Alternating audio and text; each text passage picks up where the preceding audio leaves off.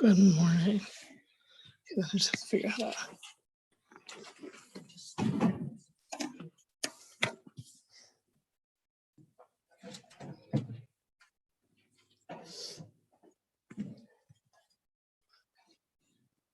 Okay, great.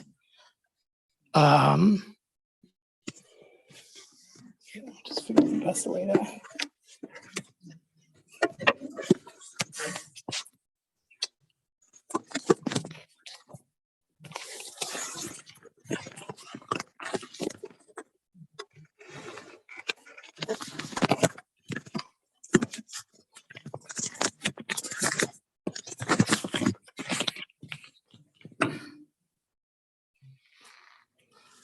Sorry, I'm just trying to figure out how to put this properly.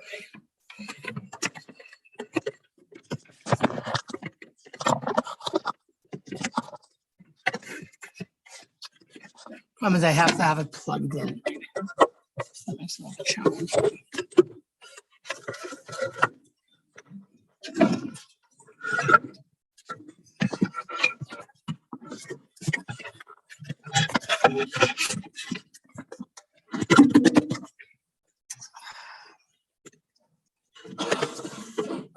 Hold on, sorry.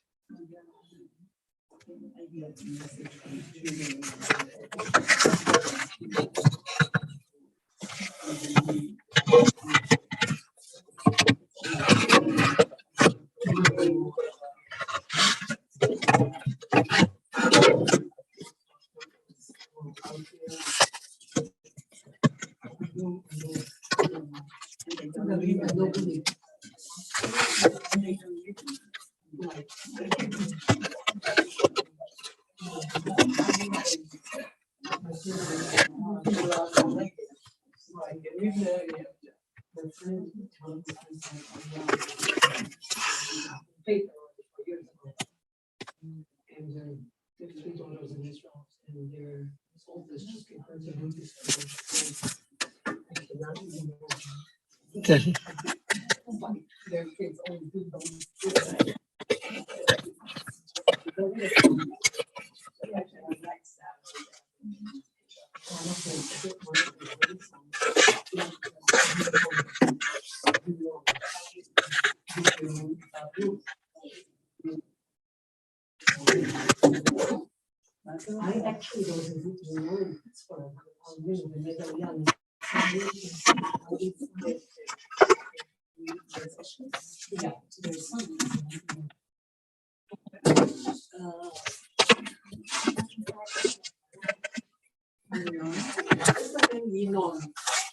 Yeah, I'm sorry. I'm just trying to.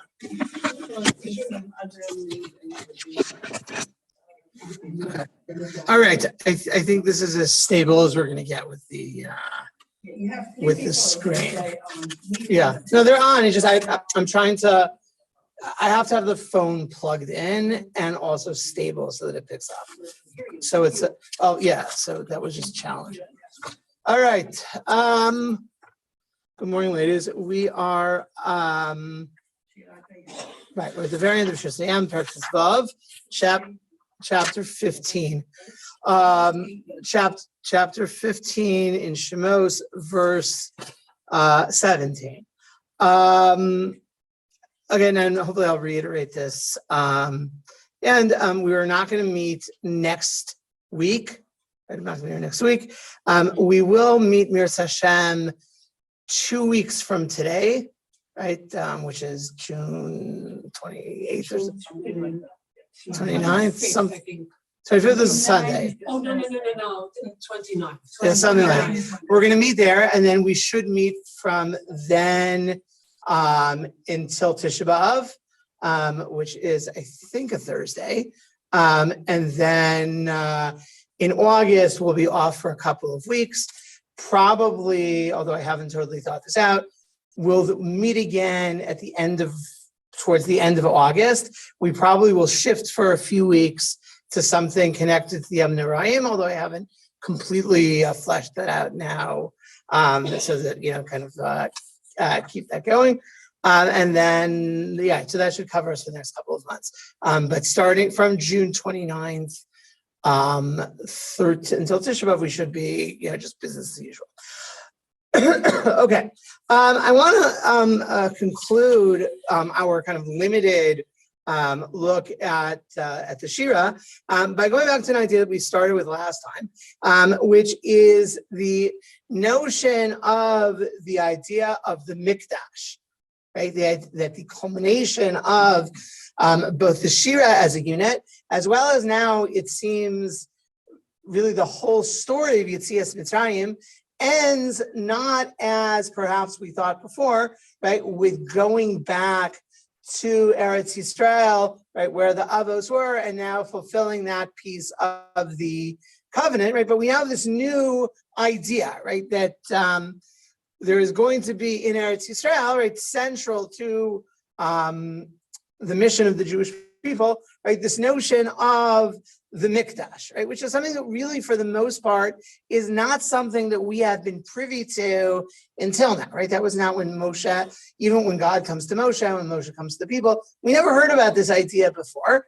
And in the context of the Shira, right, we have this, again, that in certain ways, it's there at the very beginning, right? We saw this in Pasuk Beis in verse 2, right? The Zeh Keliva Anvehu, right? This is my God, right? The word Anvehu is a little bit obscure, right? One of the connotations that it has, right, is that Naveh can mean a home, right? This is my God, and I will make him a home. And then we come back to the end, right, with this vision of this idea of Har Nachlascha, the mountain of your inheritance, Machon l'shivtecha, right, the place for your seat, right, Mikdash Hashem, right, the sanctuary of God, right. Now it's interesting that the Mefarshim kind of break on the question of whether we should see these as three distinct terms, right? And are these describing three different manifestations of this idea of mikdash, right? Or is this all kind of one thing that is being described? Excuse me, which I think to some degree is actually a question of how do you understand poetry? In other words, that is poetry, right? If we have three different terms, does that mean that each one conveys something different, or maybe is even referring to something different? Or are these just different perspectives on the same thing, right? It's not something new, right? It's just a different way, a different angle, a different vision.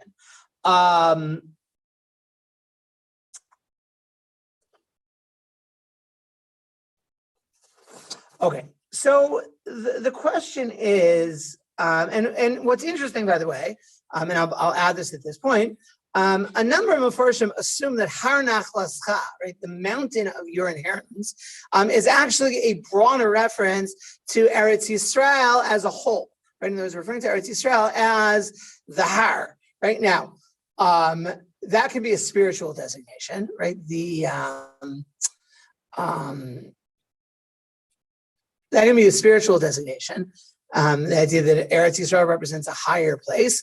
It can represent a topographical description, right? So again, remember, right? Kind of the center of Eretz Yisrael, right, is a har, right? And there is a hilly range, right? What sometimes starts in the south, what we call Harei Yehuda, right? And that goes down what today they call the West Bank, right? That you have, Hebron, Yerushalayim, Shechem, right? And that's kind of the spine, as it were, of the country, right? And then it kind of like slopes down in both directions, right? It takes that kind of dramatic drop down to the area of the Jordan and especially of the Dead Sea, right? That's a tremendous transition in topography, and it also slopes down more gently, right? On the other side, right, towards what we call the Shela, right? And there's the literally the plain, right? And that's the area of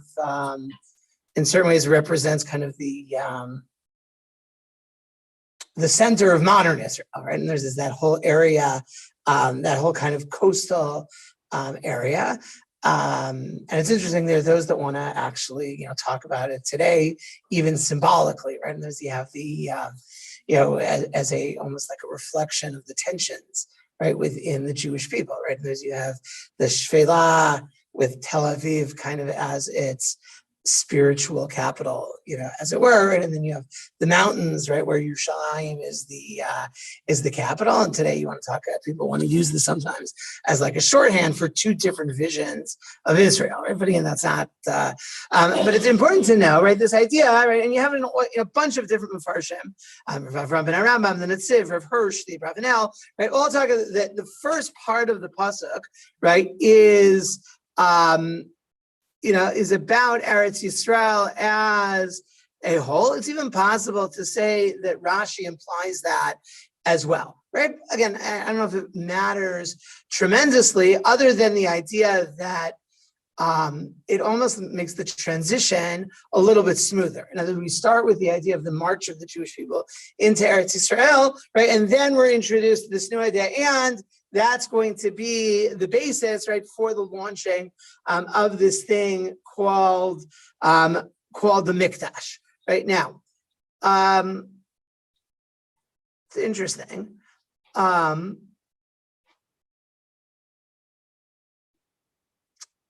I were going to ask you, right, like what's a word that you associate with the Beis HaMikdash, or more particularly the activities of the Beis HaMikdash? What word comes to mind? Okay, right. So in other words, like this is, right, first and foremost, practically, right, a place for sacrifice, right? And that is, and certainly you read Sefer Vayikra, right, you get a very clear sense, right, of all of the different sacrifices that were offered.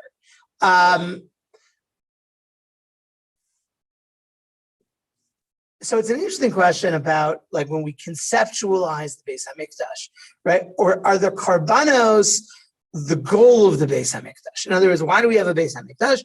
Because people need a place to bring karbanos, right? And for a variety of reasons, it should be centralized, right? It shouldn't be all over the place, right? It should be in a particular zone. And that is the point of the Beis HaMikdash, right? Or is the point of the Beis HaMikdash that it's a place of this idea of God's presence residing among the Jewish people, right? And the karbanos are one of the aspects, right, of almost like once that presence is there, right? Well, how do we interact with it, right? How do we prepare ourselves to have that kind of encounter, right? So what's interesting is here we seem to be emphasizing the notion of this idea of God's presence, right? You have made a place for your dwelling, right? This idea that this is going to continue. So it would seem, right, that this goes back to the idea of, or leads to maybe the idea that Kriyas Yamsuf, right, is a moment of great revelation for the Jews, right? Whether or not, and it may be connected, is the Shira itself, right, an explosion or an expression of that revelation, right? But even if you want to say the Shira is very much like, kind of, let's call it a human gift to God, right? That the notion that now there is the glimmerings of an appetite, right, or of a shifa, longing on the part of the Jewish people that wasn't there before. Right? And there's this idea of a temple, right? And there's this idea of being able to create like a whole system, right, around the idea of connection to God, right, was not like on their agenda beforehand, right? That wasn't, that in certain ways, you talk about, like Maslow's hierarchy, right? And there's the idea that, like, for slaves, right, they weren't up to that yet. There was the demands of needing to alleviate the pain and the suffering and the fear and the anxiety, right? That became primary. By the way, just like once we get into the desert, right, that the demands of, of food and drink, right, become to a point where you can't focus on anything beyond that, right? And again, that's something that, but at this moment, right, and there's this moment of clarity or of exposure of something that maybe even never occurred to them before, right? That's something, right? This ongoing, right? We had the one reference that Hashem says, right? I'm going to be a God for you, which is interesting, by the way. If you go back to Yaakov, right? That Yaakov was really the first person to mention the idea of a temple, right? Remember at the end of his dream, right? He says, Hashem, if you're going to be with me, right?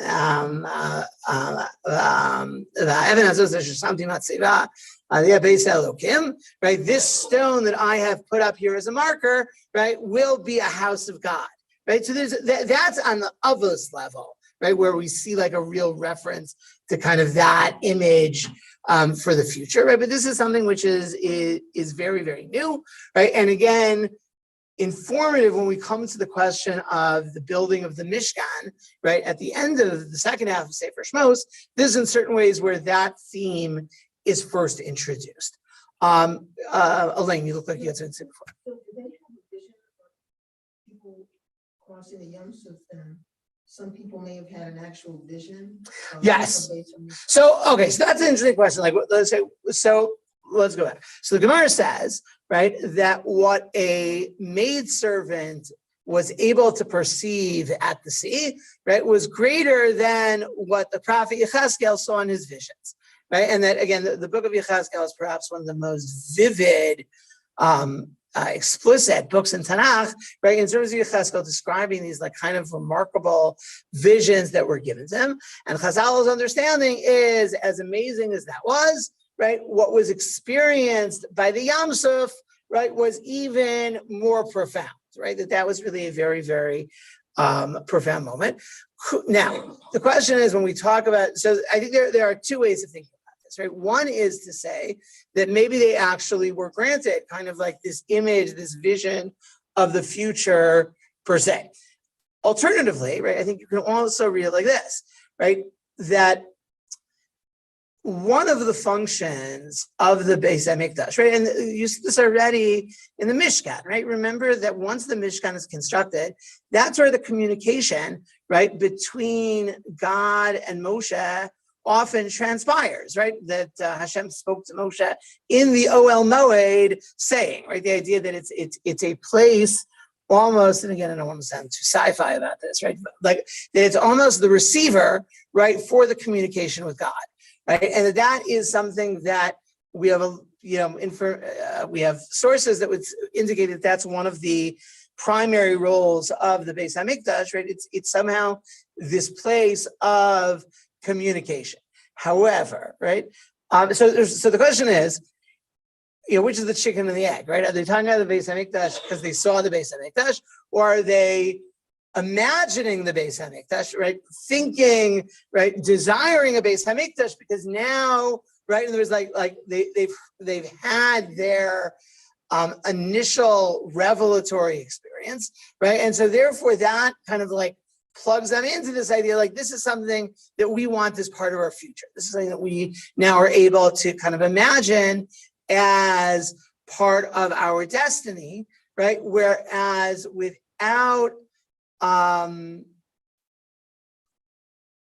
tasting it first, right, that you can't really know that you want it, right? That it's, again, it could be something else, right? It could be, sometimes you can actually romanticize things more when you don't really know what they are. Right? But the idea of that this is the experience itself, right, was kind of a sample, right, and then so that therefore this vision, this idea, right, is now meaningful and kind of has occurred to them that this is something they want. So there, you look like you had a question. No. Okay. Okay, good. Any other something that Amzu Kanita, somehow in Hebrew it sounds like Ibodas. Why Kanita? Not created, right? Right. So the question is, what do we mean? What does the word kanita mean here? Rashi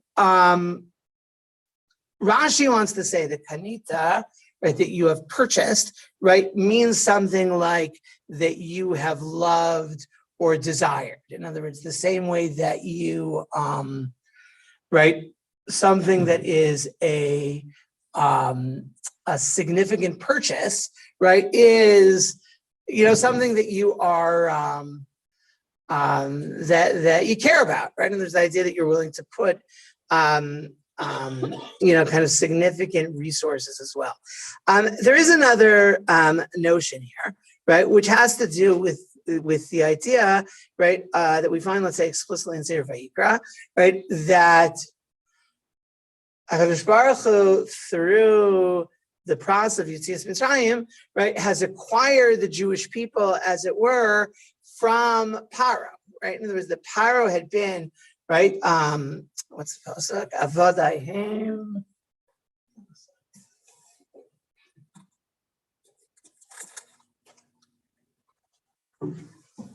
This pasuk, the end of Vayikra.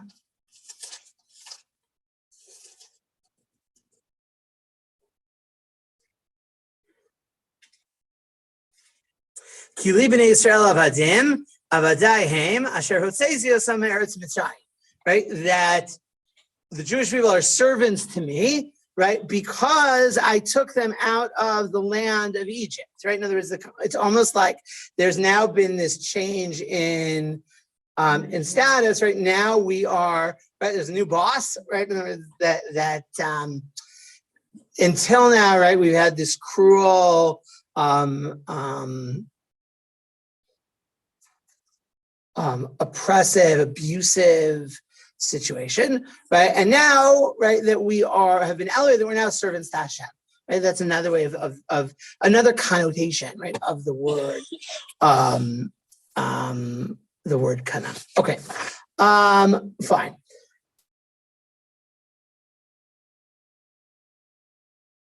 Pasuk Yud Ches. We'll start very quickly with pasuk Yud Ches. Smadar, if you want to just read it quickly.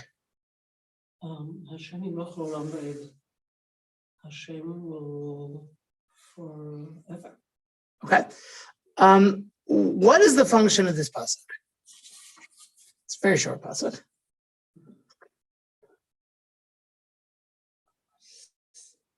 Somehow, I guess, connected to the Beit HaMikdash. Not sure.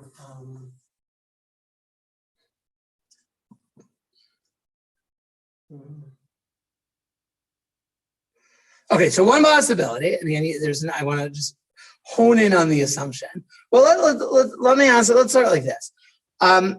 Structurally, right? How does this fit into the Shira? This line.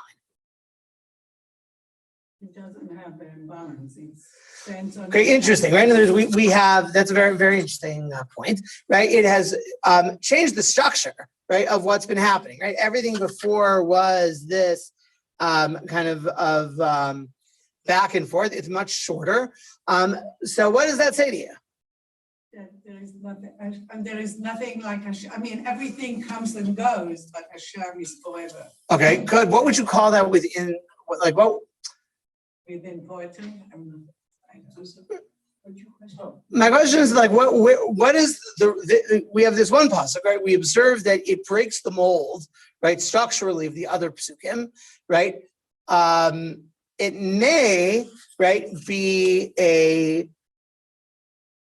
so it might be, right, and there's the conclusion of the thought that's being developed, right? This idea of, right, we end with this vision of Klal Yisrael coming to Eretz Yisrael, the building of the Beis HaMikdash, and the idea that then Hashem will reign forever and ever, right? The idea that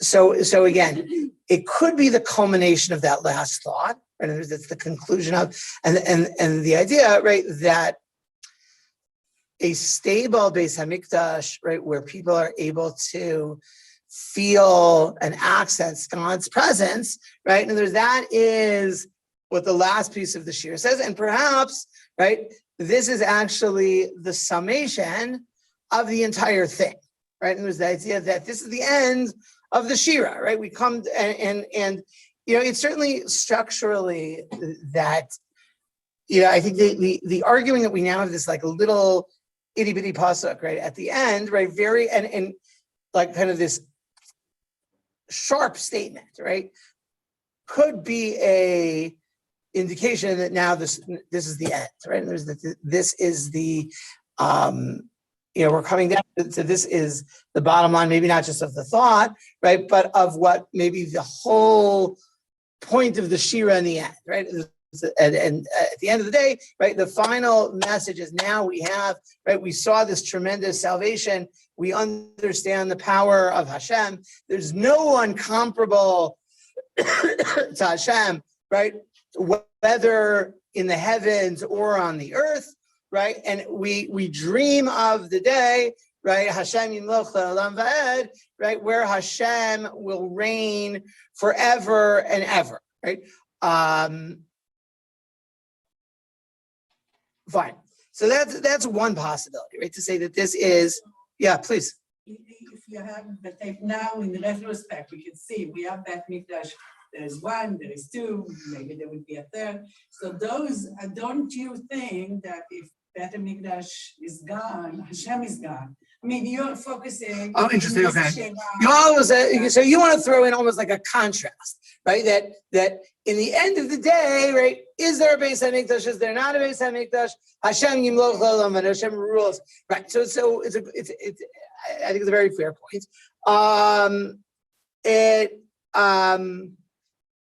Some of it depends on what we mean by yimloch. In other words, when the Jewish people call this idea for God, right? In other words, is that a statement of, let's put it this way, right? In other words, is that a theological assertion? Meaning, right, that God is always in charge, right?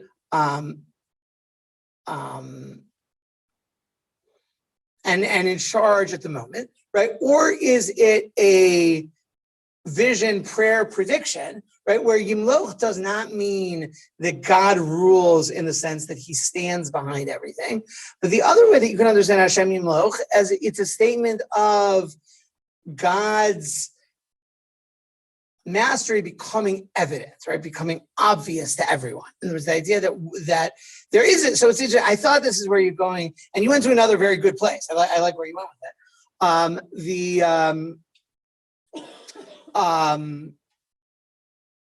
At the same time, right, that you can say Hashem yimloch le'olam va'ed, right? Right now is not a time, right, where this is universally agreed and perceived on, and that kind of goes back a little bit to, right, the understanding of the setting at the end of the Shira, right? Remember, before this, the Jews talk about how like the whole world now, right, that this is a pregnant moment, right, that the whole world is now prepped, right, with a fear of what God does, right? So the idea is that something that can be built upon, right? To build on that, this idea of a mikdash, right? And then really, in other words, Hashem yimloch le'olam va'ed, right, that we are in a position where the world, right, will acknowledge this.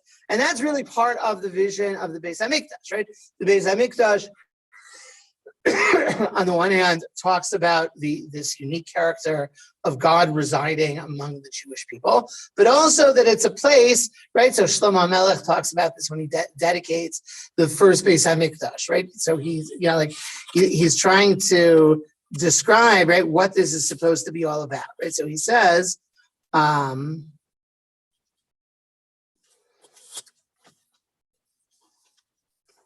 says V'gam el hanochri asher lo me'amcha Yisrael. Also, the stranger, right, who's not from your nation.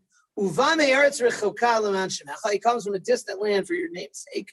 Kishmona shimcha hagadol ve'et yadcha chazaka uzroacha hanetuya. Right, when he hears about, and again, listen to the language Shlomo is using. And when he hears about your great name and your powerful hand and your outstretched arm, right? He's clearly borrowing now from excuse me, Chris Yosef language. Right? He's going to come and pray in this house. Atati shma shamayim mechon shivtecha. Right, again, another Kriyas Yamsuf, the language. You'll hear from the heavens, right, which is the place they live. V'asiza kol kechol asher yikra lecha nochri, l'man yedeun kol amei haaretz es shemecha, lirauscha ka'amcha Yisrael, v'ladas ki shimcha nikra al habayis hazeh asher banisi. He says, Shlomo says, the God answer the prayers of the non-Jews who come to the temple, right, so that they know and they understand. Right, so it's interesting, right? I think there's no question when Shlomo says this prayer, right? He is consciously, not consciously, right? He's echoing Shira's Kriyas Yamsuf and Shira's Hayam kind of language, right? Now he's finally come 500 years later, right, to be able to make good on the vision. He's built the temple, right, and he sees it as a place for humanity, right, to come to engage with God, right? That again, influenced by the Yad Chazakah and the Zerah and the Tuyah, right, by those terms that we use so much when it comes to the story of Yetzias Mitzrayim, right, they're going to come and do that. Now, it seems to me, right, that that's kind of the ethos of the end of the Shira, right, that's what the Jews expect, hope, and so forth to be able to execute in short time. Right, and this is something that they perhaps are able to, right? It doesn't play itself out that way for a variety of reasons. It's only when you come to Shlomo HaMelech, they get another crack, and that doesn't work again. So as Chaya pointed out, and it doesn't really like come together, certainly not on a permanent level, then as well, right? So the question is, how do I understand it? In other words, is Hashem Yimloch Le'olam Va'ed, right? Notwithstanding all this, we all know the truth, Hashem Yimloch Le'olam Va'ed, right? Or is that part of the mission statement, right? Because that's where we want to go, right? Where Yimloch is not just behind the scenes, right? But it becomes overt and understood as well. Okay, fine. So on the one hand, so this could be the end of the Shira, right? That's the end. The problem is, and that's not problem. Then we have Pasuk Yud Tes, right? And there, the issue of the structure here becomes a little bit acute. So, Smadar, if you want to just read the next one. וישב השם עליהם את מי הים, ובני ישראל הלכו ביבשה בתוך הים. And the horses of Paro and his chariots and his horsemen riders went into the sea, and Hashem covered them with the water. He covered them with the water of the sea, and the Israel went in the dry land in the middle of the sea. Okay. So my question to you is this pasuk part of the Shira or not? And tell me why. Well, I'm asking you, let's start, that's a good question, but let's why not? It's not so poetic. Okay, so first of all, stylistically, it seems a little bit different. Good, what else? And the fact that it comes after that, it's like out of place. Maybe it should have been earlier someplace. Okay, good. So in other words, there's also the question of, it's almost like a little bit anticlimactic, right? And there's like, you come to Hashem Yimloch Le'olam Va'ed, right? And there's like big swell of, dramatic music, right? And then we go back, right, to information that we are super well aware of, right, at this point. Leslie. I don't find it out of place. All right, good, explain. It is narrative, it's not Shira, it's narrative, but it's pulling the whole thing together, for me anyway. It's pulling it together. There's nothing wrong with repeating when something is so chashuv. I mean, that's a statement of all poetry or all literature. When things are repeated, you're told to look for it. That's a symbol, look for it when it's repeated. Summed it up beautifully. All right, good. So one possibility is that it is some kind of that's like a summation, right? The idea of we come back, and it's interesting that Rav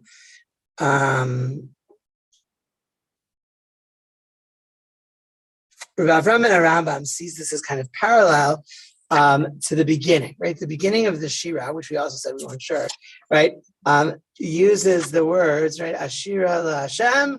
I'm going to sing to Hashem. Why? Ki ga'oga, right? And there's that he displayed this like tremendous, right? Honor above everyone else, right? And now we're ending it, right? Kivasus paro brichvo farashav, right? It's again, we have the key at the beginning and the end. It's almost like bookending, right? And there's the structure of the song, and maybe it doesn't take away from the Hashem, okay? Hashem and then at the end, Kivasus Paro, right? And that kind of maybe ties the whole thing together, right? And it brings us back, right, to that that initial point. Like at least 3 times, so it kind of makes it That's interesting. poetic. Good. So maybe let's not give up on the poetry so much. In other words, like it does feel like a little bit different. But that again, that there is no.